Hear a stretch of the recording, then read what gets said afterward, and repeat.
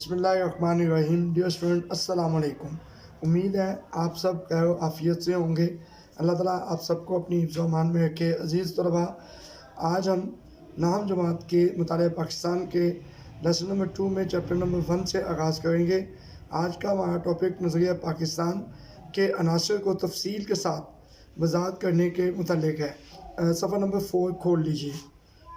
Dear students, آپ کو یہاں پہ نظریہ پاکستان کی دو شارٹ ڈیفینیشنز نظر آ رہی ہیں ہائی لائٹ کی ہوئی۔ تحریک پاکستان اور تعمیر پاکستان کے مجموعی تصور کو نظریہ پاکستان کہتے ہیں۔ نمبر 2 دیکھیں، نظریہ پاکستان وہ نظریاتی بنیاد جس کے تحت برصغیر کے مسلمانوں نے اپنی شناخت، حقوق، علیحدہ وطن اور قومی فلاح و بہبود کے لیے جدوجہد کی۔ ڈیئر اسٹوڈنٹس، یہاں آپ کو نظریہ پاکستان سے آگاہی کی ہیڈنگ نظر آ رہی ہے۔ ہائی لائٹ کی ہوئی لائنز ہیں کہ آج کی نوجوان نسل کو نظریہ پاکستان اور قیام پاکستان کے مقاصد سے پوری طرح آگاہ رکھنے کی ضرورت ہے۔ جذباتی رشتے اور محبت کو جاری رکھنے کے لیے ضروری ہے کہ آج کی پاکستانی قوم کو نظریہ پاکستان سے پوری طرح آگاہی دی جائے، انہیں اس عظیم تحریک سے آگاہ کیا جائے جو پاکستان کی تخلیق کے لیے برصغیر میں چلائی گئی۔ ڈیئر اسٹوڈنٹ، آپ کو ہیڈنگ نظر آ رہی ہے نظریہ پاکستان کے عناصر۔ نظریہ پاکستان کی بنیاد اسلامی نظریات پر رکھی گئی ہے۔ عقائد، عبادات، قانون کی حکمرانی، اخوت، مساوات اور عدل و انصاف نظریہ پاکستان کے عناصر ہیں۔ اب ان کی تفصیل میں دیکھیں کہ عقائد میں آپ کو ذکر کیا گیا کہ عقائد میں توحید، رسالت، آخرت، ملائکہ اور الہامی کتب پر ایمان لانا شامل ہے، اور عقائد کے مجموعے کو ایمان کہتے ہیں۔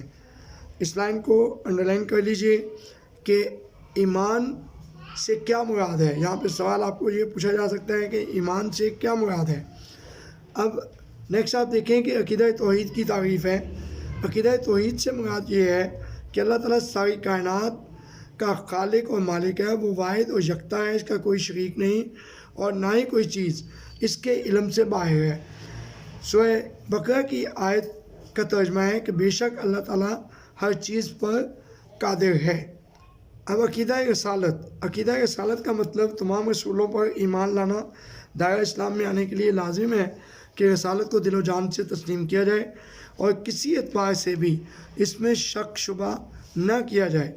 قرآن مجید اور اسوہ رسول صلی اللہ علیہ وسلم کو سرچشمہ ہدایت ماننا اور حضرت محمد صلی اللہ علیہ وسلم کو اللہ تعالیٰ کا آخری رسول اور آخری نبی ماننا اور یہ ایمان رکھنا کہ آپ صلی اللہ علیہ وسلم کے بعد کوئی نبی نہیں آئے گا، عقیدہ رسالت کا لازمی جزو ہے، اور جو اس کا انکار کرے وہ مسلمان نہیں ہو سکتا۔ عبادات یعنی ارکان اسلام۔ توحید اور رسالت اسلام کا پہلا رکن ہے۔ اسلام کا پہلا رکن ہے۔ دوسرا رکن نماز ہے۔ اللہ تعالیٰ نے قرآن مجید میں کئی مقامات پر نماز کی ادائیگی کا حکم دیا۔ نماز کو مقررہ اوقات کے مطابق ادا کرنا فرض ہے، اور قرآن پاک میں ذکر آیا کہ بے شک نماز کا مومنوں پر اوقات مقررہ میں ادا کرنا فرض ہے۔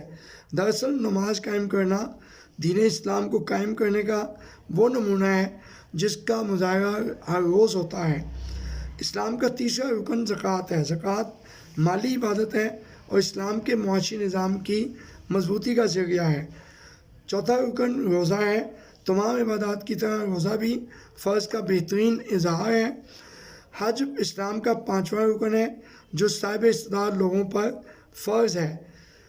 حج کے موقع پر اللہم لبیک کی پکار مسلمانوں کے اتحاد اور بھائی چارے کی ایسی مثال ہے جو دنیا میں کہیں نظر نہیں آتی۔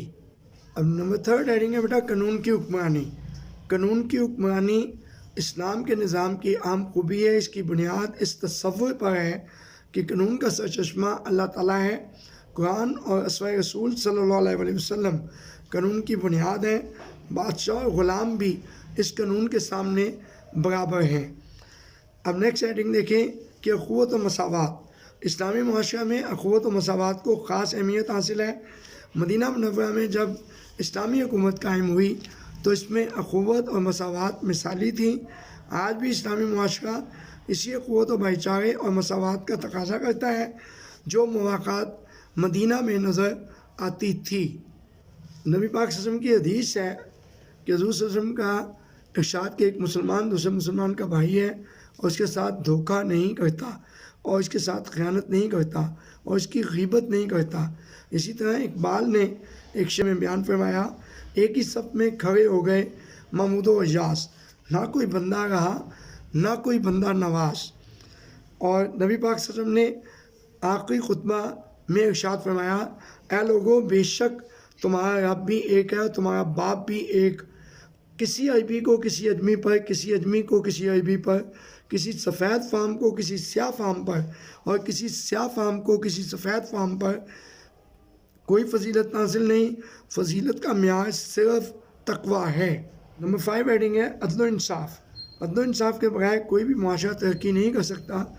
عدل و انصاف کا تقاضا ہے کہ معاشرہ میں ہر کسی کو اس کا حق ملے۔